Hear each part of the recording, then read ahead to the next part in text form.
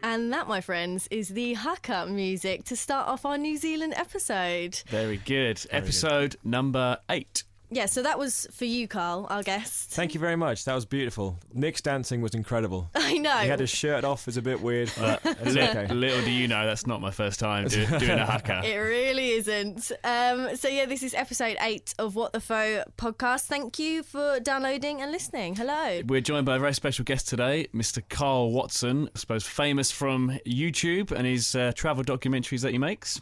Hello, Karl. Morning, guys. Morning. So I'm kind of like fangirling here. I feel like we've got somewhat like a celebrity You really in the haven't. studio.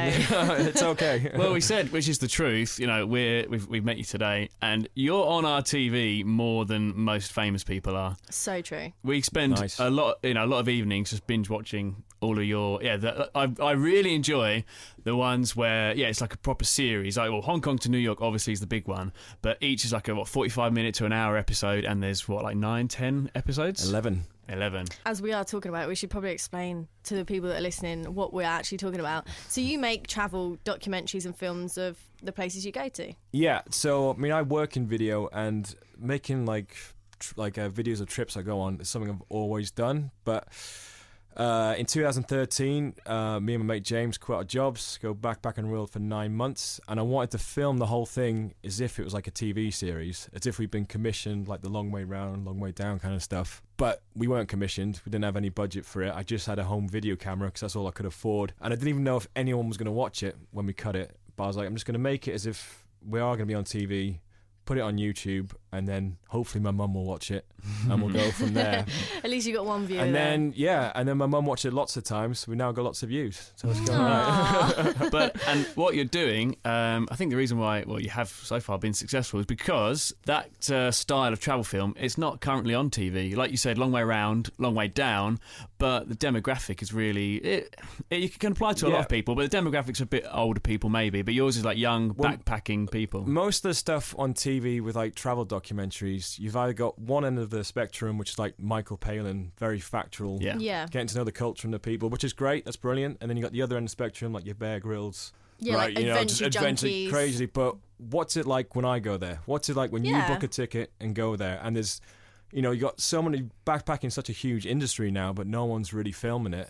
There's lots of stuff on YouTube of just montages of GoPro stuff, but that doesn't tell me what it's like when I go there. And you get, and like, because the way we watch videos now is changing, you can watch YouTube on your TV, so people can watch longer videos. But because there's that one a few years ago, I don't know what it's called, that guy's doing that dance move in all the different countries. I think I know what you mean. You know the one I mean. I don't know what it's called. And there's another one with the guy's walking towards the screen. That one's amazing. They're fucking brilliant, but it doesn't tell me what it's like when I go there. Exactly. And so the idea I want when people watch this film, these videos, like, because they might go 45 minutes, fuck off, I don't want to watch that. Yeah. But the idea is you hit play and then you forget you're sitting there with your iPad or your TV and you feel like you're on the trip with us. That's kind of what we're going for. I was just going to say the same thing. You do feel like you're on the trip with them, don't you, when you're watching? Oh, definitely. Yeah, like, so me, Amy, you and James, we went from Hong Kong to New York and we had a great time. It was brilliant. We had so many personal jokes. Fucking loved it. So yeah, that's what you do. Yeah. And you're just, same as us, just addicted to travelling, if not more than us. Pretty much, yeah. Yeah, it's too much fun. It is. And yeah, so you're kind of making your videos the same reason why we're making this podcast. Yeah. Just want to experience it with other people and get to know like-minded people and stuff like that. Spread the word, yeah. Spread the love, guys. Because you can easily think of reasons why not to do it. Yeah, work, money, or whatever. But actually, it's really easy to do, and people need to stop with the excuses, really. Well, exactly. I mean, the only thing that's stopping you from doing it really is yourself. Like, even if you've got no money, there's ways you can travel to cheap, and you can work abroad. There's so many different ways to do it. But like going back to the video, the main reason I do it is, for me, it's the ultimate souvenir, because you get to relive the trip. Yeah. You can get a T-shirt or something like that, but like, great, but that's not reliving the trip. Or do you think when you come back from a trip and your friends are just being polite and they say, "Oh, how was the trip?" Yeah. You're like, you don't really care, and I don't want to explain it because you're not going to understand because you weren't there. Yeah. You can just say, "Just watch the video." Just wait a few weeks and then hit play if you want, and then if you don't want to, fine, you know. And we were talking about this earlier, like with friends and stuff, getting involved and listening to your podcast or watching your videos. And you said that your friends don't always watch them, do they? Some do. Same with our friends on this show.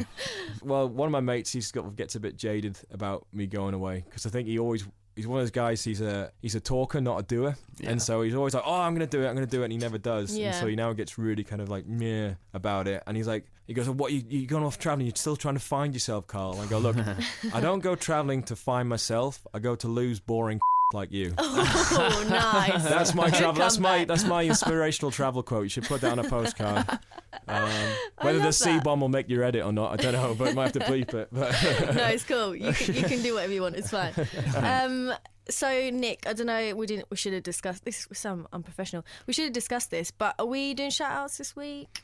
Has anyone said anything good enough for us to mention them? This you're month? all rubbish. Well, if you don't fucking tweet us, we're not going to talk about you. We spoke about this a little while ago, where we've had a few people get in touch and stuff to say, "Oh, enjoying the show," which is really nice. But I think now, if I've got something really to shout about, then I will. But I haven't got anything. Okay. You've got to earn it. Yeah, exactly. So if you don't tweet us at Faux Podcasts, we're not going to talk about you. All right? Well, thanks for listening. I'd say, thanks to all the listeners, but for the last show we did, including Carl, for all the comments that people gave us, like all those tips and stories about travelling with a partner. Yeah, that was good. That was really good, yeah. Yeah. I love that. Yeah, traveling, all this sort of romantic stuff, and then it's about me and James and our tips. Wasn't that kind of trip. Right, so in today's show, we're talking about New Zealand. We're going to start with the Capitals game. So we're going to really test your knowledge, Carl, on how well you know the world. And you seem to have been to most places, so I'd be shocked if you don't do well in this game. But we know you've listened to previous episodes, and the list roughly always stays the same for the countries and the capitals. We've got a new list now. Okay. You've got a brand new list. I remember this. I'm dreading this. I think I'm going to fail miserably. But it's hey, cool. let's go for it. Okay, so for people that haven't heard the show before, on the Capitals game, it's really simple. You've got 30 seconds. I'm going to read you the countries. You have to give me the capital cities of those countries. Okay, so let's go. I thought it was the other way around. I thought you read out the city and I gave you the country. That's when she fucks it up. Yeah, that's what I did last time as a... Okay. Was that a dig, or are you being serious? No, I was being serious, actually. I think that'd be easy. All right, let's just go for it. I'm not going to give it easy to you, Carl. Yeah. Disclaimer, it's early. We've been out drinking last night. Yeah, that's true. We're always doing this podcast on a hangover. It's not good. It's not fair to British listeners. No. Right, okay, so this is your Capitals game, Carl. You've got 4... James Beattie, who was on our second episode, got 4 out of... however many you did. You got 4. Becky got 1, so Nick's sister. Phil, who was on our China episode, got 10. That's right? the same as what and I got. And that's the same as Nick, so you've got that to beat. Okay, no pressure. Here we go. Right, so Peru. Lima. Colombia. Bogota? Bangladesh. No idea. Russia. Moscow. Nicaragua. Shit, don't know. Greenland. Don't know. Slovakia. Oh, I can't talk Slovakia. Don't know. Czech Republic. Prague. Croatia. Don't know. Saudi Arabia. Don't know. Jordan. Don't know. Japan. It's Tokyo. There we go. Have Tokyo. That's 5. Okay, that was so you pretty got awful. 5. Yeah. No, that's all right. That's all right. It wasn't the worst. There were actually some really hard ones. Greenland. Greenland? Come on. Can you do like France and Germany? That's just what my sister said. Okay, so you got 5, which means you're actually second place. What, from the worst? Yeah. Well, that's me and Phil a joint. Joint first. Oh, I and then see. second. Yeah. Well, once you've had more guests on, then I'll be right at the bottom. I was surprised actually that you didn't get Slovakia.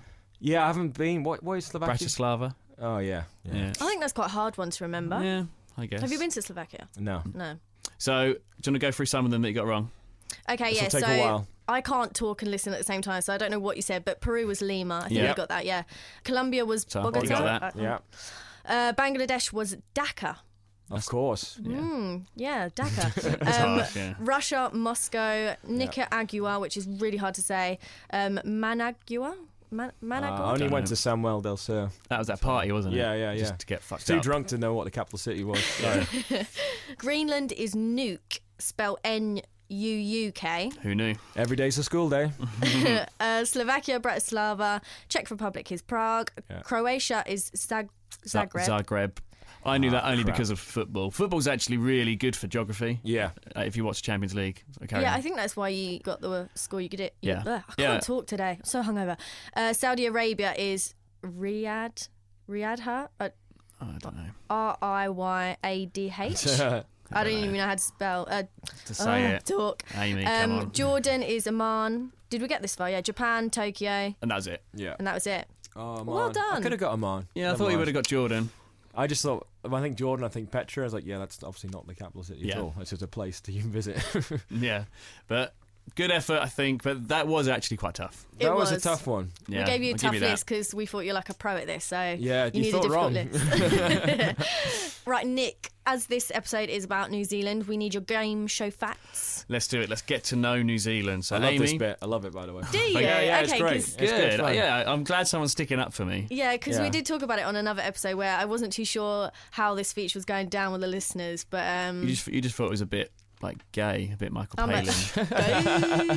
yeah, it's a bit too Michael Palin. But if Well, you're short but enjoying sweet. That's the thing. If you did a 20-minute segment, it might be a bit much. Yeah. But, you know. So, Amy, give me the music.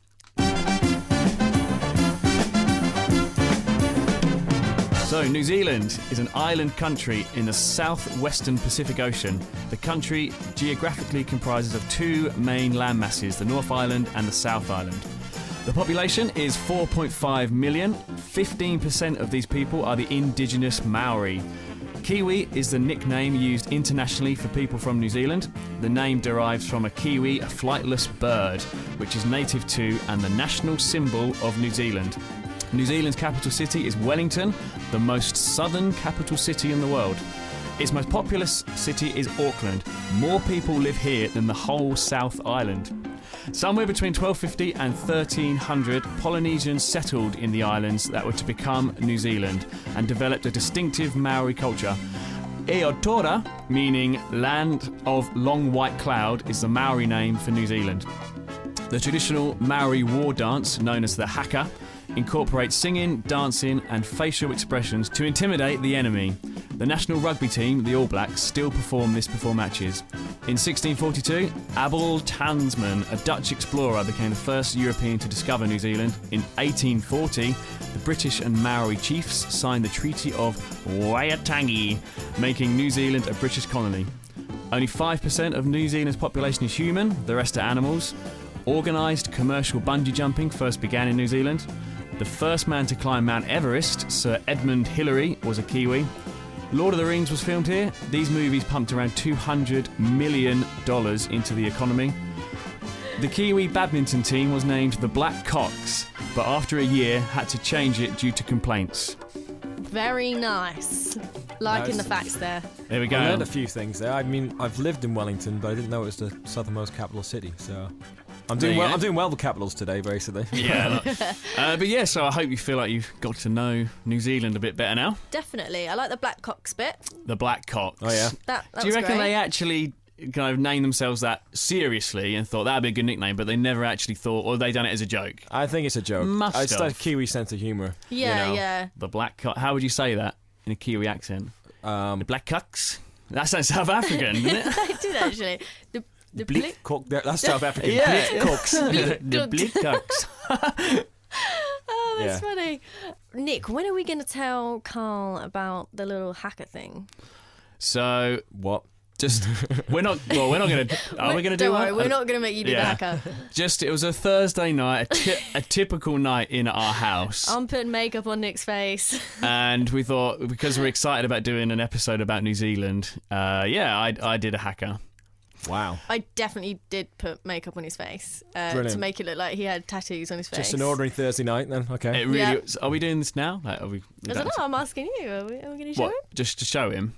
Yeah, I think you should show him. All right, well, let's record. I'll hold it up to the mic and I'll show you the video and see what you think. So while Nick finds the video, we will be posting this on our Instagram page, so you can find that at What the Faux Podcast on Instagram. It'll also be on our Twitter at Faux Podcast, and don't forget, Faux is PHO. All right, do you want to come in and check it out? I'll hold it close to the mic so the listeners can hear as well. Just looking at that picture straight away.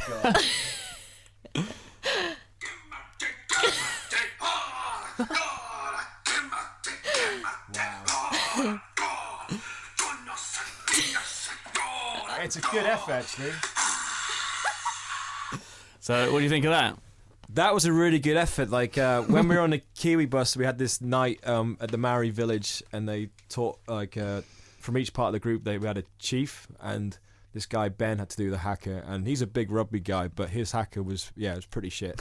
You can see it in the video, actually, but that was a really good effort. I was actually really good. I was impressed. Well done. Thank you very much. Well, you kind of studied another video, didn't you? You how learned many the takes language. was that? Like, that was actually take number 1. Wow. He is a pro. Oh, no, I practiced a lot, but yeah, once you filmed it, I just banged it out. I don't know whether you could see in the video as well, but obviously he didn't have a top on, and I've got this kind of like fur jacket which we wrapped around him as a skirt to make him look very tribal. I think you check it out on Instagram, ladies. Amy got turned on by it. I did. We had sex afterwards. No, Hi, Nick's mum. Thanks for listening, Nick's mum. I do this every episode. Sorry, Jill. Right, should we crack on with some good New Zealand chat? Yeah, definitely. So when preparing for this episode, we said to you, like, where would you want to talk about? And you chose New Zealand. Yep. So why? Well, I've been there a couple of times. I'd say it's my favourite country in the world to visit. You enjoy different countries for different reasons, but New Zealand, it's so ridiculously beautiful, and it's unspoiled. There's no one there, really. Like the South Island, I think the population of South Island is 1.5 million. Right, Check that, but it's something like that. Well, like I said, more people live in Auckland than the whole South Island. Which is a waste, because Auckland's lovely, but, you know... it's a city, isn't it? But like the South Island in particular, the mountains are beautiful, but you got mountains, you got volcanoes, you got beaches, you got glaciers, you got rainforests, it's got everything, and the people are super friendly, and basically every place you go to, it could be the smallest village, they're like, right, do you want to do a bungee jump, do you want to go whitewater rafting, do you want to do jet boating, do you want to this, that, and so there's just so much to do, or you can just go for a walk in the mountains for free. You know, and have it all to yourself. Like, you could be in Queenstown and go up for a walk to Ben Lamont's Peak, and you won't see anyone else. And it just has everything that I enjoy. I enjoy places that have loads to do during the day, and then have like a good night as well. Yeah, definitely. And there's tons of backpackers there, all getting drunk together, having a good time. Yeah, so. Especially Queenstown, because it's kind of like a skier, snowboarder type place. And that was really cool, because we went to Queenstown right in the winter, well, their winter, so our summer. And it was such a cool place. But you can tell, all year round. What I found with New Zealand was, I knew if we were there in the summer, winter, or whatever, you're never far from a beach, you're never far from the mountains or a lake or whatever, and there's something to do for all seasons. So that's why, Australia, people are naturally going to compare the two, but they're such different places. Because Australia is massive, ridiculously huge. I want to do this today, but then it's like a day or two journey to get there. But New Zealand, everything's on your doorstep. Yeah. I really enjoyed it. Plus, Australia's mostly desert. So, there's some really cool stuff. I mean, I love Australia, but for me, New Zealand kicks its ass. Oh, sorry, 100%. Aussies. Sorry. Yeah. Well, I'm very sorry, Aussies, but I found, what I tell people with Australia, because I'm not good in the heat anyway, so if you don't like heat, then don't go. Yeah. I found Australia to be a more boring version of England with uncomfortable weather, and 99% of it's just a dust bowl. Yeah, it's better than that. I think he's really selling it there. I am doing it down a lot, and I appreciate. I know a lot of people have really good experiences in Australia, but I just wasn't really that impressed. We went fast, by it. But then after we went to New Zealand, and it was banging. But if you're thinking of going travelling for the first time, Australia and New Zealand are a good place to start because they're so easy. Like people go, would you just go? It's fine. It's easy. If you're doing the Outback Australia, you want a guide who can find, because you'll be driving through the desert, then he'll know to find a good oasis or whatever. And then the East Coast of Australia is just one big backpacking party, just drinking goon every night and doing lots of fun stuff during the day. But then New Zealand's just something else, and it's just ridiculous how beautiful it is. Every place you go to, it's just insane. Yeah, definitely. So what was the overview of your trip? So if you just run through like basically the route you took, and then we'll tell you our route as well. Well, the first time I was there, because I had like a working holiday visa there, so I was in New Zealand for a few months, and I sort of did a loop of the South Island, and then I was going to get a job in Queenstown, but I was there in between seasons, so I ended up working in Wellington for a few months and then did the North. But the second time I was there, and the one that's on YouTube, so it's kind of relevant to the conversation, we were on the Kiwi bus again, and we started in Auckland and basically did like a figure of 8 around the 2 islands. Oh, nice. It's Auckland, Taupo, Rotorua, maybe not in that order, and then went to River Valley for some amazing whitewater rafting, and then down to Wellington, and then down to South Island, did a loop all the way around. I mean, if you're planning a trip to New Zealand, even if you don't want to do the Kiwi experience, just go on their website and steal their itinerary, Yeah, exactly. That's what I always do. Anywhere you want to go in the world, people go, oh, how do you plan a trip? See what the tour companies are doing, steal their ideas, Definitely, yeah, because they're taking you to the best places. So, yeah. What route did we take? So my memory is not that great. We were supposed to fly to Christchurch, but that was only because it was cheap to fly there. Because we didn't plan to stay in Christchurch for a while, because from what we heard, there wasn't much to do. Plus, like, it's bad, but half the city was still on its knees from when was the earthquake? It was 2011. I had a couple of weeks there in 2006 because there was a mess up with my work visa, so I had 2 weeks hanging around in Christchurch. So I got to know the city well, and so when it was just flattened, it was weird. And when I went back there just for one night in 2013, I couldn't recognise it. Like, you walk through the main square where the cathedral was, and there's the ruins of the cathedral, and my hostel should be there, but it was like, rubble and stuff. Yeah. It was really sad, like a lingering sadness around the place. Really sad. Well, we never saw what it looked like before, but I think we were there in 2013. It was 2013. Same year as you, yeah. Oh, might have seen you guys. Might have, yeah. Weird. But yeah, you're right. Half the city was just, still demolished. It was really sad. But there were some like kooky ways of kind of gone around it though. So they had them containers. Storage containers. Storage containers, and then there was like cafes inside them, and fashion labels have set up their shops in them, and because obviously they're way more sturdy if anything ever happened again. The city's doing good. Like I've got a friend. Well, a friend of James's has moved out there, so we met him when we were there, and just no one lives in it. There's no city centre now. Everyone lives in the outskirts and does their thing. But they're doing. I don't want to put the place down too much. They're doing good. Well, what I was going to say, amazing. we ended up really enjoying it. We just flew in and we thought, right, we'll go straight to Queenstown from there. But we landed and that's it. We landed and then we had to wait for the next morning to then get a bus to Queenstown. But that night when we were in New Zealand, there was a really bad storm. And the next morning, our bus was cancelled because, like, the one road or the two roads to Queenstown, that was flooded, weren't they? That's what we found the main difference between New Zealand and England or the UK. They're both similar size, but the UK, of course, the infrastructure. We have so many roads, but if one or two roads are closed in New Zealand, you can't get there. So the bus was cancelled. We're stuck in Christchurch for a bit. Tried to get a flight out. We ended up being in Christchurch for 3 or 4 days, I think. Because it was so cold and icy. We tried to get a flight out, but where we wanted to land, the runway was absolutely ruined. So we were just stuck in Christchurch. So we're staying at this hostel. I'll give them a shout if I remember the name. I think Round the World Hostels in Christchurch. It was brilliant. One of the best hostels we've ever stayed in. They were they made us feel really welcome, and there was such. When you get really lucky with a hostel, there's such a good group of people there. We spent most nights in the kitchen, like playing cards, chatting, and playing games, and we had one big night out with them all. But I think there was about 15, 16, 17 of us, people from all over the world, and we were like just a group of like best friends for 3 days. There was such a good group, so we had a great time in Christchurch. Well, it's always the people make the place. You can 100%. go to an amazing place, but if you got a boring crowd, it's like, oh, it was great, but I wish we had a good laugh. But sometimes you go somewhere that's quite dull, but you have such a good group, and so you'll love the time there. Yeah, and we were all really pretty much we were all in the same boat really, because we were all stranded in Christchurch. So we made the best of it. Yeah. But then because our trip was then delayed by 4 days or something, we then went to Queenstown to do a bit of skiing, and we loved Queenstown. It was so much fun.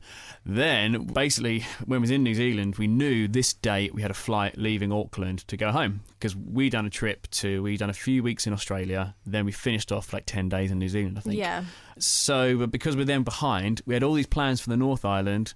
We just couldn't do them. So then we changed our plans. We spent a good time in Queenstown. We flew to Auckland, spent a day in Auckland, and then flew home. So we pretty much missed all of the North Island, which is a real shame. Yeah, but we will be going back because it's such an amazing country. The bits that we did see, we loved. I would say the South Island's slightly better than the North, but that's just because it's so good. Like, again, it's like saying New Zealand's better than Australia. It's not that Australia's bad. It's just it's that good. Unless you talk to me. But no, I was really hard. I was really harsh on Australia then. But again, I'm just going to. I know we're not talking about Australia, but a place like the Whitsunday is amazing. Like it's Fraser Island and all that. You know. Yeah, but with New Zealand, so the North Island, is that where you can do the thermal waters and stuff like that? Yeah. So there's a thermal beach where I can't remember the name of it, which is very useful, but just Google it, you'll find it. Yeah. There's a thermal beach on the north coast where on the beach you just dig a hole in the sand and then the thermal stuff starts coming through and you basically make a natural spa. Wow. That's amazing. That's pretty cool. Was that on your video? Because there's like a couple of photos of it, yeah, because okay. it was pitch black, so I couldn't film anything, so just a couple of photo of us, all of us just chilling on the beach at night having a beer, which was so much fun. That was a really cool experience.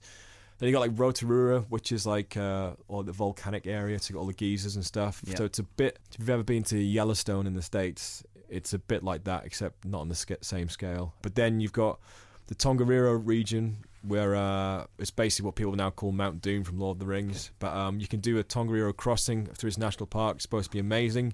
Both times I've been to New Zealand, the weather's stopped me from doing it. So hopefully third time lucky when I go back. Have you actually got plans to go back? Yeah, this time next year, basically. Like, I want to go for maybe up to 2 months, actually.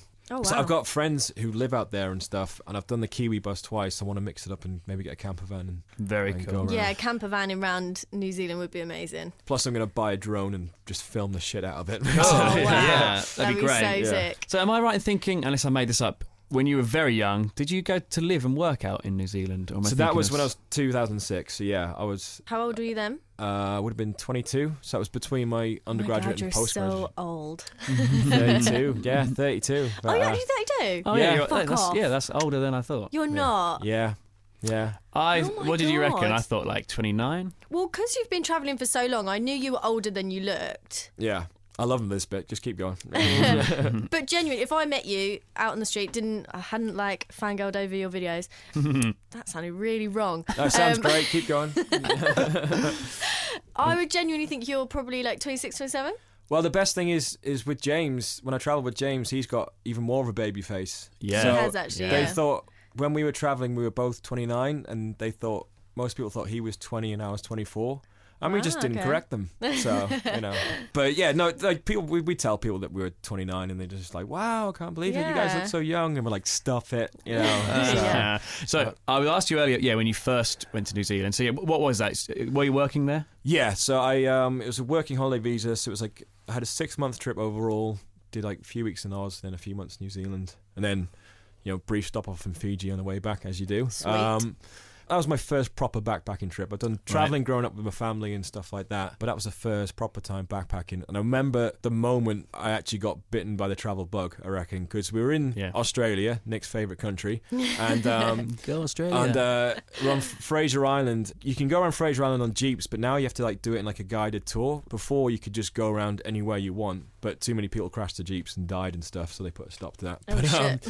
But we had this group of 11 people, and there's some really popular lakes with these amazing beaches, but we went to one that no one else did, and it was like 10 in the morning, and we set up cool boxes for goalposts, played football on this beach whilst drinking, and it was like a Tuesday morning in March, and I remember just sort of thinking, what's everyone else doing right now in the world? They'll be at school or at work, and we're here doing this, and this is our life for the next few months. Like our only responsibility is to have a good time, and that's it. And I was like, it felt like I figured out a trick to life. It's like, oh, right. Oh, shit, you can just do this. This is great. That's really good. And one of the main moments I remember in your video from Hong Kong to New York, were you in Cambodia at this point where you went onto that island and stayed Vietnam, the Castaway Island. Castaway Island, Castaway, yeah. So you were doing lots of drinking and stuff. And the next morning, I think you woke up with a hangover and you were like, it's Monday morning, so our mates are probably at the train station right now, heading to work. We're in Vietnam, drinking. It's a nice smug moment in the video, but the thing is also when you're traveling, you completely completely lose track of what day of the week it is because it doesn't matter. Every day's a Saturday. Really. Yeah, it doesn't matter at all. But it was the guide. He was sort of filming. He was like really up for the video, and so he was filming me doing this intro, and he went, "Do you realise it's Monday morning?" I was like, "Oh, I'm going to mention that." Nice. Nice. So before we started the podcast, you said to me, like, the hardest question is when someone says, "What was your best story from New Zealand and stuff?" Yeah. Just to piss you off, I'm going to ask you that question. What's the best story? Well, I tell you one.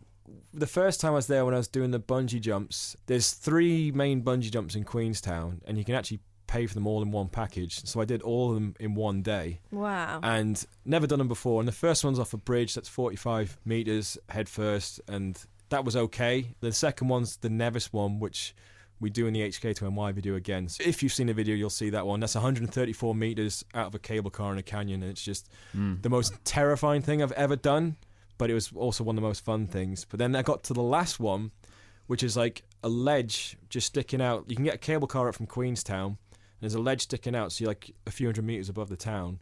But it's only like a 45-metre jump. And I was thinking, I've done the other ones. This one's going to be easy now. And you don't have to tiptoe up because you're only tied by the waist. So I was thinking, so you can just do a run and jump. So there's no cue, there's no... Because the worst bit's the build-up. Yeah, it's just horrible. Ranking up the tension. So I was like, right, this is going to be easy. So I was like, they were like, "You ready to go, Carl?" I went, "Yep." Ran, did like a big Mission Impossible style jump, and then immediately realised that when you're tied by the waist, you don't feel like you're tied to anything. When you're tied by your feet, like subconsciously, because you're all wrapped up, you know you're tied to a rope. But this, it just felt like I jumped off the mountain, and my stomach went out my mouth. Like, you know, like when you're on a roller coaster and your stomach goes, you don't get that going head first. But when with this, so I just thought, here we go, jumped, and I was like, fuck! Oh, no. So it was great fun, but I just thought this one's going to be easy because I've done the other two, and it suddenly caught me by surprise. Like, what? Like that split second of, what the fuck have I just done? I've just jumped off a mountain. Yeah. You've done something which is so unnatural, and like the human brain is Fight or programmed flight, to, you know, don't do those kind of things. And then you will die. They send down like another rope that you just clip on, and they pull you back up with this one. And before you do the jump, they make sure you can clip it on fine, so you know what to do. And when you're just there testing, you're like, fine, easy. But when you're dangling there, they pass it down. You're like, you're trying to put it on, you know. And, but yeah, not good. It was great fun, but it was just like a moment that completely caught you by surprise. Yeah. When Nick, you did your bungee in South Africa, you were with one of your best mates, and was it Joel when they were like tying up his shoes and they were like about to count him down to jump, and he was like, "Whoa, wait, no, the rope doesn't feel right around my feet. It doesn't feel right." They went, "Oh no, it's fine," and like just pushed him off. Yeah, well, so bridge. They got him ready. Yeah, they're tying it around his legs, and when he's standing there, like you said, he was like, "This rope feels a little bit loose," and they just went, "1, 2, 3, bungee!" But he's like, "Excuse me 1 second," but he was obviously fine. Yeah, it was the biggest, if I get it right, biggest bridge bungee jump in the world. Yep. So I've no idea. Actually, I can't think of how tall it was. I'm sure it's 220 meters or something like that. Something ridiculous like that. It is massive. Even when you look at the bridge, you think, how do people build that? Like, it was an impressive bridge, but to jump off it, it was terrifying. Like, I'm glad I did it, and for a few hours afterwards, I was on a real high, a real buzz. But yeah, would I do it again? No, I fucking wouldn't. It was terrifying. It was really scary. I'd definitely do it again. I mean, when I was doing the Nevis again on the round the world trip with James, the whole time I was going, why am I doing this again? I've literally got the t-shirt, you know, I've got the video. Why am I? But then you do it and you're buzzing. It's like it instantly changes from the most scared you've ever been in life to like just like euphoria, and it's such a weird, crazy feeling. So I will do it again. I'll be absolutely shitting it again. But if you have done it and you're being cocky, what they do, like you could be like, "Are you nervous?" Like, "Nah, it's fine." So then they'll be like, "All right, 3, 2, 1, jump." As soon as you jump, they go, "No, wait!" And they throw down like a fake rope beside you and shit like that. Bastards. I think oh no. So don't be cocky when you're doing a bungee. Yeah, they will get you. I'm really scared. Oh. Can I ask you a quick question? With New Zealand, I found one of the many reasons why I like New Zealand so much is because I find they're very respectful to like the indigenous Maori people. It's a big part of their culture, even though it's a Western kind of culture country. Yeah. They're very respectful, and they always kind of reference to their not ancestors, the indigenous people. Whereas in Australia, like I've spoken to Australians who've agreed with me, and they said, "No, to be fair, you're absolutely right. He's going to put them down again." You don't really get that in Australia, do you? Do you think? It seems to me like they are kind of to pushed to the side. Well, the Aboriginals, they kind of look at them as if they're like homeless people, don't they? Like we was told, don't look at them in the eye, don't talk to them. Yeah, we were told that, which is it's a real shame, isn't it? That's in Australia, but in New Zealand, like New Zealand, they're all part of it, and it's really embraced. Whilst Australia, I mean, you don't want to generalise an entire nation, but it is very different so far. Yeah, we'll just carry on. So many Aussies listening are going to hate this. I'm sorry, like, there are so many good things about Australia. Yeah. Next episode's Nick just talking about Australia and how much he loves it. I think in May or June we are doing an Australia episode, which I'm looking forward to. Yeah. But do you remember? Do you remember in New Zealand? I think I was talking to a guy who had tattoos on his face, and I asked. I've said this before on the podcast. I ask questions. I'm curious. I ask stupid questions sometimes. But I said to this guy, "Oh, like, do you not find it hard to get a job with tattoos all over your face?" He was like, "No, this is New Zealand. It's different. Yeah. It's part of our culture." Yeah. It would be different if you were here and had a tattoo on your face. Correct. Plus, you probably wouldn't be married, so you just have some stupid tattoo on your face. Yeah. But with there, it's like it's all part of it. And it's, but I like that. I really do. Yeah. And as you could tell from the video that we made on Thursday night, his tattoos on his face were bang on, weren't they? Just amazing makeup work. Amazing. I did do that in about 3 minutes. I was really proud of that. So we're going to move on and play a game now before talking, and then after we'll talk about New Zealand a bit more. Cool. Now, we were talking about this game in the car when we picked you up, and it's an accent game, and we're trying to think of a name to call it. So... we kind of come up with one in the car, didn't we? So the game is, I'm going to play both of you Australian accents or New Zealand accents. You have to tell me which is which. So we're thinking like Kiwi accents and like trying to think of names. And what did we come up with in the end? Well, you have to say it in a Scottish accent for it to make sense. We're thinking the game could be called Kiwi or Niwi. This wasn't the one that we came up with. Like Kiwi. The one that Carl came up with. I should say, like, this is Australians going to hate us because I just thought, Kiwi or but the reason I'm saying that is because Australians drop the C-bomb like all the time. For them, it's just like a random word. So I don't mean it like Aussies are or I could say Aussies are this because that means they're really good. Yeah. I met this Aussie girl in India just a few weeks ago, and she explained to me all the different variations of the word and how they all mean different things. And there are many, apparently. Very, very. There's so many. So if you don't like that word, you're going to hate this episode. So I think we're just going to go with that. Do you not like Kiwi or Niwi?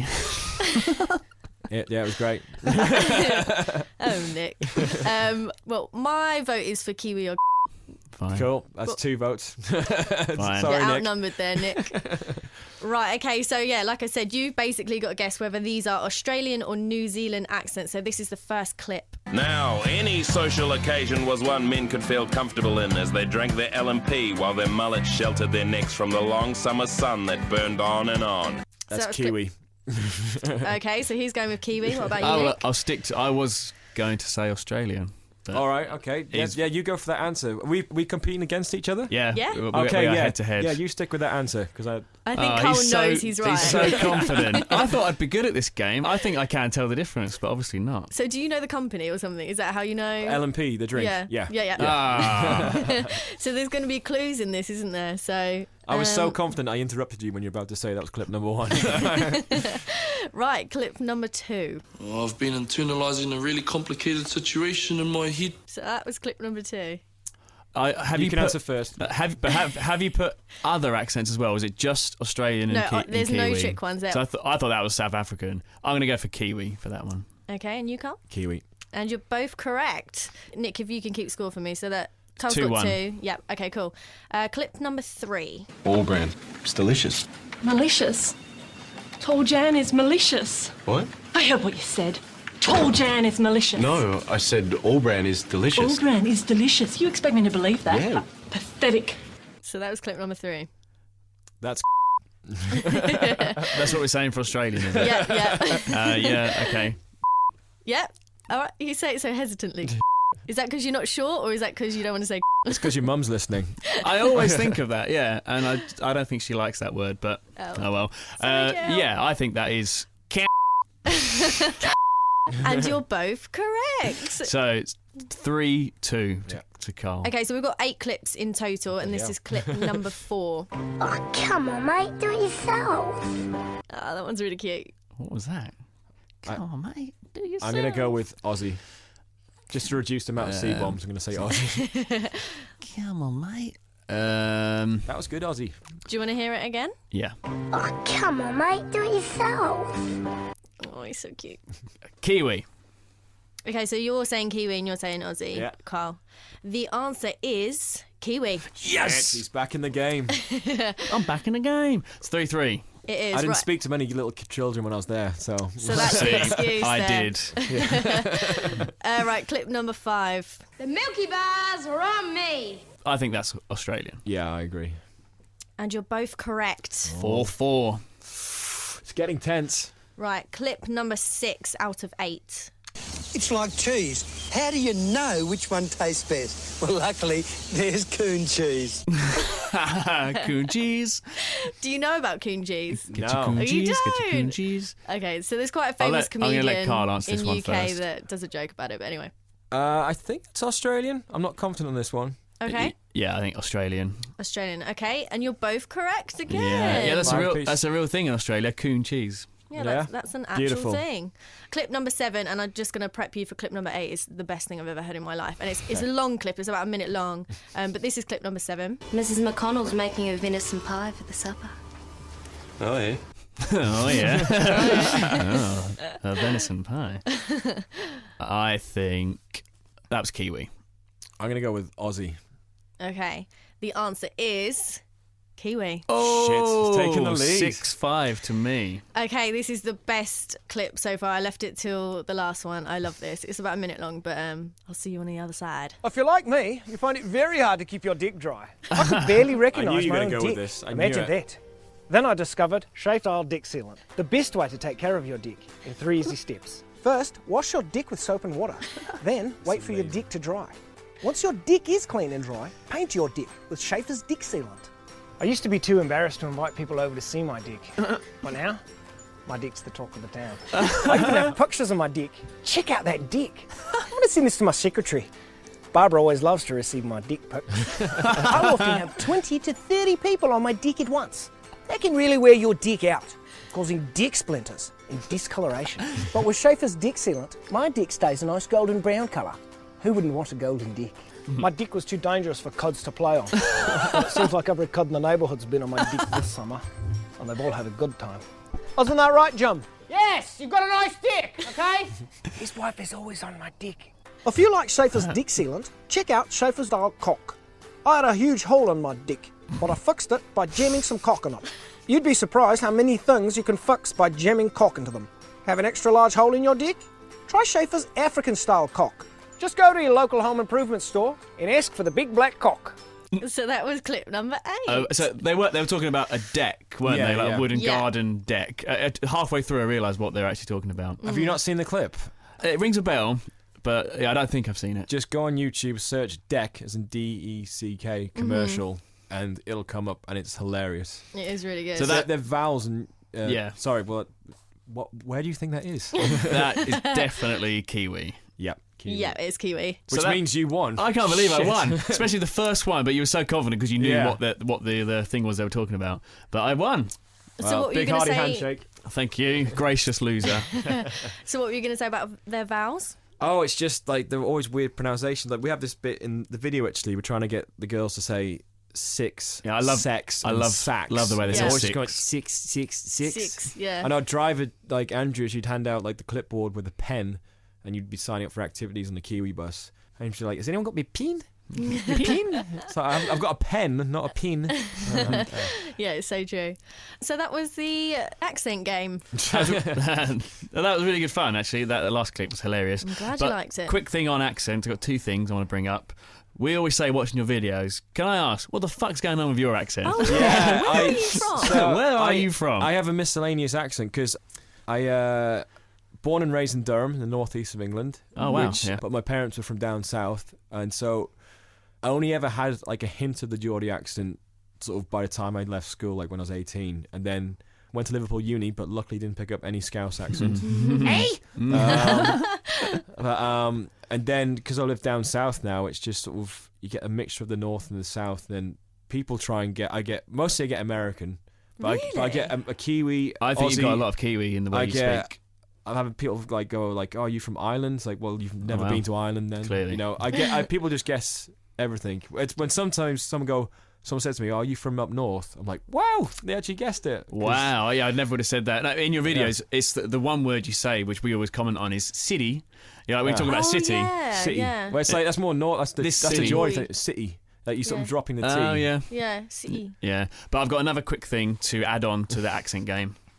Oh yeah, so like you prepped for this earlier, and I have no idea what he's gonna do. He's getting something out of his pocket. I'm not going to give you some money. Oh, his wallet. Have you heard, Carl? Have you heard of the game called Accentuate? No. Oh no. This is my Amy's. worst This is nightmare. Amy's favourite game. Oh shit. So I prepared a little homemade version of the game because it Oh my cost about God. 20 quid on Amazon. I thought I'm not paying 20 quid for this podcast. So I have some phrases here, and you're going to read them out in your normal accent. Oh shit. This Then is so hard. I've got lots of different accents written on a bit of paper, and you're going to at random pick one, and then you've got to repeat that statement in whatever accent you've picked. So if I go first for an example. I think you're good at accents. I've heard you on the show. Oh yeah? Oh, thank you. Well, we heard your accents in Gameshow Facts, where you going Yeah. Kia ora. Oh yeah, well yeah, because Kia ora means hello, doesn't it, in Maori? But Or is it how are New you? Zealand is Aotora, I think, something like that. Anyway, so I'm going to read out a statement in my normal accent. Efforts and courage are not enough without purpose and direction. Okay. Right. So now I have to at random. Yeah, make sure it's Picking random. Don't cheat. Okay. Oh, you guys got to guess. What accent he's doing. Okay. Okay. It's really so hard. that's the point. That's the point of the game. All right. Efforts and courage are not enough without purpose and direction. I'm gonna go with that's the South African accent. It started out Australian and it ended up Indian. So you're going to go for a hybrid. let's go with Indian. Why not? And you say South African. Yeah. You've got it, Amy. Well done. South Wow, African. okay. So, at random. Oh, for fuck's sake. Okay. I'm sorry he's making us do this. I didn't sign up for this shit. Oh, I see. Right, you're doing these great phrases. Okay, so Mine was really inspiring, I thought. Well done. no splash, no gash. No Amani, no Punani. No Paca... What's that? No Paco Rabanne. Oh, okay, no Paco Rabanne, you'll be going home with a man. Beautiful. So, at Right, I was just random, pick one of these accents. Oh, this is so hard. I'm scared. Okay. It's just going to get into bigotry, this, basically. Yeah. Oh, this is going to be so bad. No splash, no gash. No Armani, no Punani. No Paco Rabanne, you'll be home with a man. That's Russian, wasn't it? Boom! Yes! I was going to Yeah. say, yeah. Excellent. That's well done. really good. Good effort. Right, Amy, your turn. Right, okay. That was good, so actually. Yeah, well done. That was really good. Freedom is not warmth. Is that right? Is that what My it says, handwriting's shocking. warmth? Freedom is not Worth. Oh, worth having if it does not include the freedom to make mistakes. Lovely. And pick an I'm accent. genuinely so scared because I'm so bad at accents. Oh, okay. Freedom is not worth having Nice. if it does not include freedom to make mistakes. Nice. Jamaican. Yeah, it's got to be Jamaican. Well done. I'm actually so proud of that. That right was there. good. Well That's done. probably the best accent I've ever done. Okay, moving on. Well done, guys. So, actually, before we talk more about kind of you and your filmmaking and how that all began, Sure. let's just kind of finish off on New Zealand. If you can, why should people go? What are the main things to do? So, someone is visiting New Zealand. Don't leave without doing this. What do you think? Actually, a tip for New Zealand is do some research beforehand about what there is to do in the places, because there's so many activities to do in every town. You don't want to get there and not be able to afford to do it. So my first time there, I did miss out on some things because I couldn't afford it. Whilst the second time around there, that was a bit of the trip I budgeted to a T, because every town, like you want to do your skydive in Taupo, you want to do your bungees, you want to do whitewater rafting, and all the places got all the different things to do. And if you do the Kiwi experience, they'll get you discount on it as well, because people keep asking me, oh, is it all included? It's like, no, but they'll get you discounts. Okay. Do you mean like on the adventure things? Yeah, So well, like- just even on accommodation, they'll be like, right, we're about to arrive in Taupo. Here's a list of the main activities. Here's a list of accommodation. Just tick where you want to stay and tick any activity, and they book it for you, Okay, but with a discount. nice. I mean, Queenstown's my favourite place in New Zealand. So Yeah, if you're going to same. New Zealand, don't miss out on Queenstown. There's Yeah. other bits, it depends on your personal taste. But When would you say is the best time of year to go? Well, I've been there in autumn and in winter. So I haven't done summer yet. So that's next time around. But even we were lucky in winter. It wasn't that cold. Like, you're in jeans and hoodie and stuff, but you're not wrapped up in Arctic weather or anything like that. And you still get really clear skies and really beautiful days as well. And as well, sometimes you'll be weathered out. But yeah, I mean, the thing is, if you go in the summer, I mean, it'll be warm, but I think there's loads of sandflies in the summer, which are really annoying. And also, the mountains, some of them aren't going to have snow on the peaks. They won't look as spectacular as they do in the winter. So. Yeah, well, we were there in the winter. We love to ski, and we thought, we can't pass up the opportunity to do that. And it was great, wasn't it? I found New Zealand as a whole, it is cheaper, quite a bit cheaper than Australia. Cheaper than here in the UK, would you say? Yeah, it's cheaper than UK and Australia. It's not dirt cheap. No. But like all the hostels in Australia and New Zealand, they have massive kitchens, so you can keep your budget down by cooking your own food. Yeah. And especially on the Kiwi bus, you can get like a group of 10 of you together and go, right, tonight we're making spag bowl or a curry, and you all cook it together, and it makes it so cheap. Yeah. Lots more money for activities and, of course, alcohol. So. Of course, yeah. Lovely. And I really would recommend when people do visit New Zealand, learn about the Maori culture. I find it quite fascinating. Like, those people rode, like on a rowing boat, thousands of miles to get there. I said, was it like a few thousand years ago? But I found the culture quite amazing. I thought really interesting. So it's good when you're in a place, it's good to really learn about the history, I think, anyway, if you're into that stuff. Another thing I'd recommend, because one of the things that originally drew me there is just because I'm a big Lord of the Rings nerd. And so I was like, yeah, it's massive over and there. not just the films, but watching like the making of stuff. I'd sort of wanted to go and experience this country, but New Zealand's that good. You get there, and then all that nerdy stuff's just the icing on the cake. Yeah. But what you can do, I mean, everyone does the Hobbiton tour now, but there's other tours you can do to locations. Like there's one from Christchurch. You can go to a place that they use for Edoras. If you know what I'm talking about, great. If not, don't worry. Just do the tour, and it takes you. The name of the area it's in is called Erewhon, which is nowhere spelt backwards. Okay. And it's like this valley just surrounded by mountains, and there's no one there. It's absolutely beautiful. And even if you've never seen the films or can't stand the films and don't want to go on principle, just go to these places, check them out. And like in Queenstown, instead of paying for all these different tours, I hired out a car for the weekend. There's like a Lord of the Rings guidebook, location guidebook, and I went to all these different spots. And it's like, yeah, they shot the film here, great, but actually it's an excuse to get off the beaten track. And I went to all these places that none of the other backpackers went to, and I went to these lakes used at the end of the first film called the Mavora Lakes, and it was like the last nice weekend of autumn before winter kicked in, and if these lakes were in Europe or America, just be like, people out in boats, picnics, cars. I didn't see anyone else the whole day. I had these lakes and the mountains to myself, it's just... Wow. So True yeah, adventure. it's just these movie locations, stuff like that. Whatever the movie, whatever the country, they're good catalysts to go to places you wouldn't otherwise go to. So, absolutely. top tip. Very good. So when we was watching your Hong Kong to New York and all of your videos, really, I kind of kept notes because we knew you were coming on the show. Okay. And just kind of wrote down funny things that we'd like to talk about. Sure. And I just wrote short little notes. And the first note is, Hong Kong, I want your sperm. Oh, this is a great story. Yeah, so please elaborate on that. Okay, so the very first person we spoke to on the start of this 9-month trip, apart from checking in the hostel, we went to where the bars were in town, and we're trying to find them. And this girl sort of comes, she sees me with the camera, and she comes up and she says, oh, where did you get the camera? I was like, oh, I got it off Amazon, And then she's like, oh, what are you guys up to? I said, oh, we're just going to go for a drink in the bars area. And she went, oh, can I come along for a drink and stuff? Like, yeah, why not? And she was cute, she was hot. I'm not gonna lie. And we sit down having a drink, and then after one drink, she was pretty smashed, and she started sort of saying how she was getting kind of weird with me. She started like going, oh, you look so good. She said, I want this body, and she took a photo of me on her iPad from my chin down to sort of the bottom of my waist, so not my face or anything like that. And while you wearing clothes? I was wearing I wasn't in that good a shape either. It's not like I was fucking ripped or something, but. And then she's saying, oh, what she really needs is a mixed race baby, because then she can be successful in life.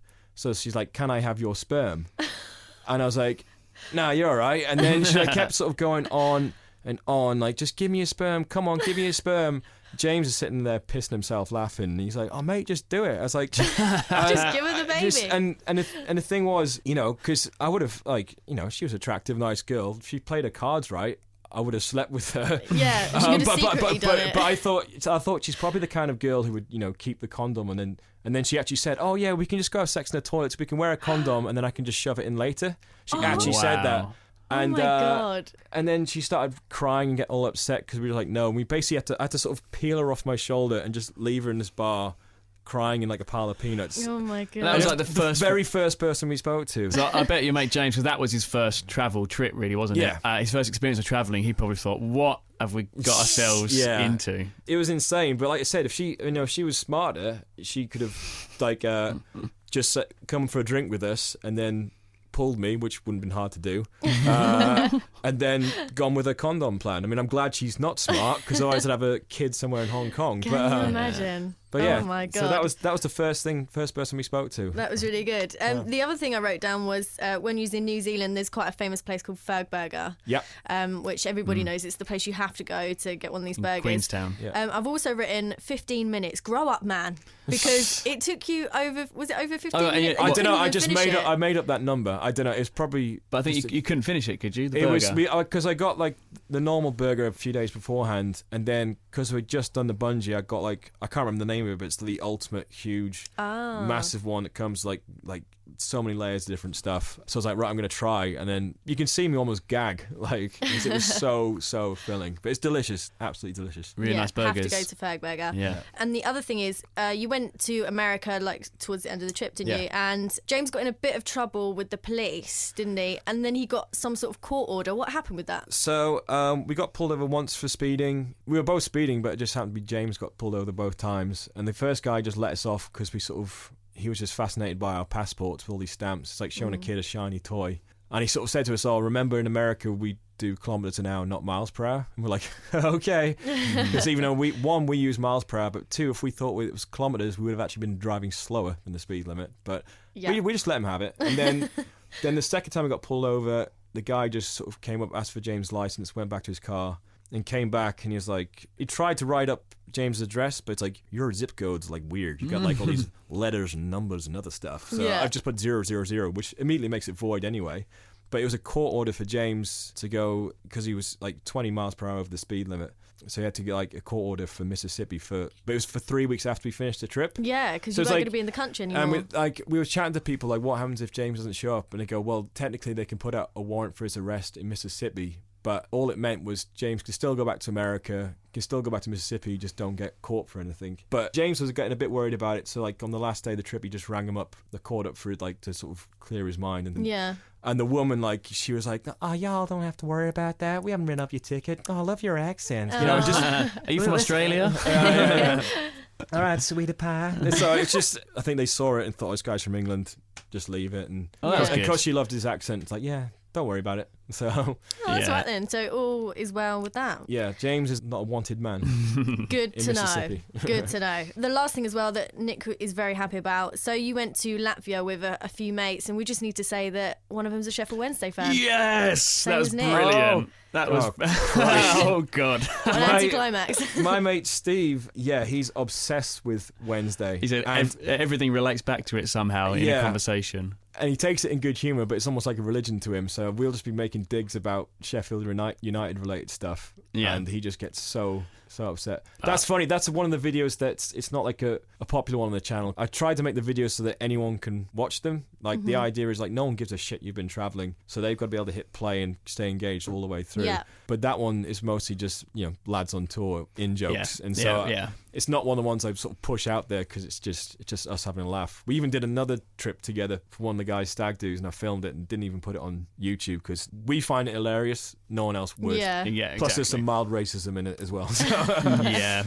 So I'm keen to know, how did all this travelling start, and why did you start filming all your trips? It was something I've kind of, growing up in the family, we did do lots of holidays, and I can't remember if I said this on air or not, but we were chatting about this earlier. But that's the trouble, meeting first and then chatting. Yeah. Well, just sound surprised. So we did lots of traveling growing up with my family, but my parents both worked at the university, so we weren't like super well off. They just budgeted. Like my mum's the most organised person in the world, and we'd go out there to America. But we would do it on the cheap, like stay at Motel 6s and stuff. My mum's idea was like, well, if you pay for the flight over, let's make the most of it. So we'd have like 6 weeks and drive all around the States. Because you were talking last week on the Domestics Abroad episode last month, sort of saying, what's the right age to take kids travelling and stuff. Yeah, we were. And like, because that trip was first time we did a big trip like that. I was 6 years old, and I still remember stuff from it, and it obviously made a lasting impression. Yeah. You know, the first time you go properly traveling without your parents, I don't mean like a lad's holiday, but I mean like the first time you're actually on an adventure, it's a whole different feeling, because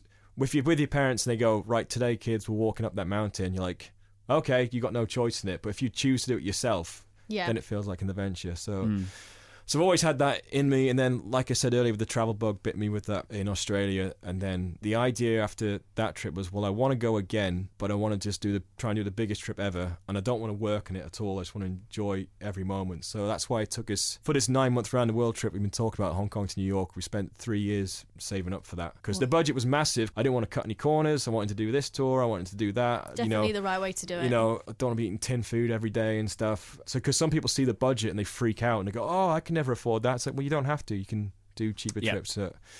So yeah, had that idea for the trip. My postgrad was in editing, and I've sort of been working professionally as an editor in London for 8 years. And one of the things I was doing was just starting to film my trips, just so I had something to edit. And then it sort of, became a nice souvenir of the trip. But then it was like, well, I showed it to some friends and some people really enjoyed it. And I was like, well, okay, how can we do this to make it so that anyone can watch it? Because obviously your friends are going to enjoy it because they know you, but you've got to get it so someone who's never met you can watch it and enjoy it. To understand you and And so we did a few more trips. And then, like I was saying earlier, the idea for the Hong Kong to New York was to film it as if it was a TV series. But like I said, I didn't know if anyone would watch it because it's 11 episodes, of TV length, and it's hard enough to get people to watch a 2-minute video. But that's so true. So I've been really sort of overwhelmed with the success of it. I mean, I think like anything you create, you're the biggest critique of it. I think some of the episodes are better than the others, some bits of the episode are better than the others, and it all just depends on how bothered I could be to film, because filming for 9 months, it's a lot of work. There must be times when you just want to put the camera down. Well,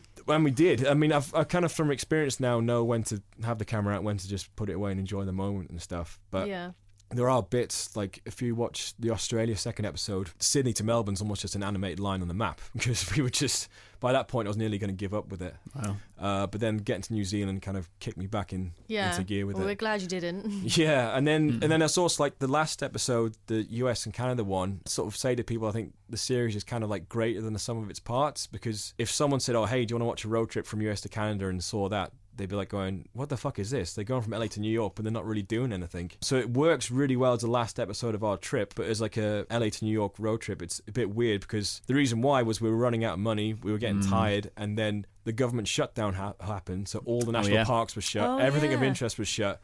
So we basically did this sort of mini golf and bar tour of America. So it's a weird episode. Like, you'd be watching it going, this is all fun and games, but wait a minute, they're not really doing much. And then I kind of address the elephant in the room halfway through, sort of saying, well, this is why. And then it kind of, the last couple of bits, sort of, we have a nice time in Toronto and New York, and then you get sort of the emotional finale kind of thing. Yeah, I think it ends really nicely. And obviously you were tired because you'd been travelling for 9 months, but as a viewer, you really get that, and you understand why the last episode's like this, very clear. So I loved every single minute of that series. Thanks, guys. No, it really, well, for people who at the time we watched the video, we didn't know you, we'd never met you, but even for strangers, it was such a good thing to watch. But I think it's because there's not anything like that on TV at the moment for people that like to backpack. Absolutely. So if anyone does want to check you out online and on YouTube, what are your links? So if you search Karl Watson, that's Karl with a K, and it's not Kyle, Americans, it's Karl. Karl Watson travel documentaries on YouTube. Most of the links are Karl Watson 18, like youtube.com/Karl Watson 18, just because that's the username I came up with at the time. But if you Google that, I mean, the nice thing is, because it's now taking off, if you just search backpacking in New Zealand, click on the video results, and on Google it's the #1 result. Cool. Because it's getting all the views and stuff. So that's how all the traffic's just coming from random people searching for, I want to go to backpacking in Thailand, but what's it look like? And they'll find a GoPro montage, and then wait, what's this? And then they see something different, and so it's a bit like a TV show. And so what's coming up next? What should people look out for on your channel? So the next 2 trips on my channel, in the summer, I was traveling with James again for 7 weeks through Panama, Colombia, and Venezuela, and that one's going to be called Backpackers of the Caribbean. Very nice. Nice. Well, I sort of said it to James, like, I want to just, get the parody feel, and I want the words backpacking and Caribbean in the title. So I said, how about Backpackers of the Caribbean? I showed him the logo, and he went, nah, shit, it's really cheesy. I said, all right, well, come up with a better name.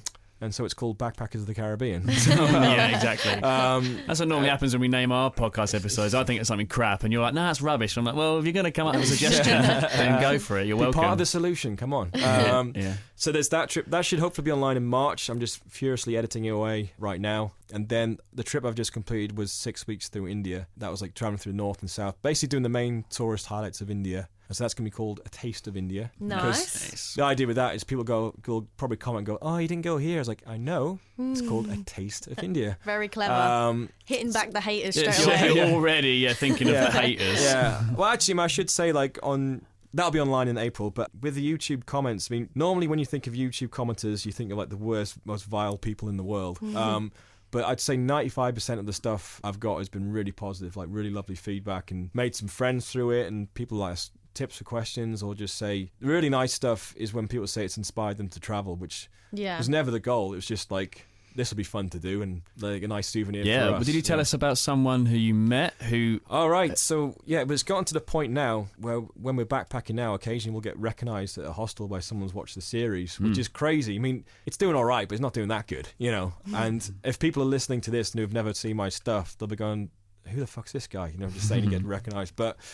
But yeah, it happened in Panama. Then we got to Colombia, and there's this guy, Chris, and I just went up to the bar, and he went, "Oh, your name's Karl, right?" I was like, "Yeah." I was thinking, "Have I chatted to you earlier? I'm pretty drunk. I don't know." And he said, "Oh, I saw your videos on YouTube." I was like, "Oh, sweet. Well, come have a beer with us." And then I was like, "How did you find them?" And he goes, "Well, I was thinking about quitting my job for traveling, but I wasn't sure. Then I found your first episode of Hong Kong to New York, and me and my flatmate watched that on a Sunday morning. And we went, screw it, and had a lazy Sunday, and he binge watched the entire series in one day. And the next day he went to work and quit his job. And he's now travelling for 18 months. And he was sitting there going, "Because of Karl and James, these two here." Wow. And that is just the biggest compliment. It was. Isn't it? It's crazy, and it's like really sort of humbling. And it's, you know, we never ever, like I said, I didn't know if anyone would watch it. Never mind bloody inspire them to quit their job and go away. So amazing. Amazing. Cool. Well, guys, we've run out of time, unfortunately. But thank you so much for coming on, Karl. Thank you for having me. Good. It's been great. Yeah. Thanks for coming on. Thanks for your time. It was really good. Me and Nick are going to the pub now. So yeah, I know. I'm so jealous. I'm heading to London, but I wish I could stay with the boys and have a beer. Lads. I don't like beer. But you are a lad, aren't you? Like, yeah, Amy. If she stuck around for a drink, you'd find out Amy is just one of the lads. Going on being with a group of girls on a hen do, you're like, that sounds crap. I want to have a stag do, not a hen do. Anyway, but yeah, thanks for coming on. Thank you so much, guys. Really appreciate it. It's been great. And just quickly, next episode is about Slovakia and Czech Republic. No. It's about the Czech Republic and Slovakia. What did I say? Slovakia and Czechoslovakia. Well, they used to be Czechoslovakia. Anyway. Czech's Republic, you said. Okay, cool. Yeah. Just record that bit again. That went well. Next episode, Czech Republic and Slovakia. Brilliant. All right, see you next month. Bye. Bye. No Paco Rabin, you'll be home with a man. Don't forget, you can get in contact on @Faux_podcast, that's faux spelled PHO, or What the Faux Podcast on Instagram. You can also email us whatthefauxpodcast@gmail.com.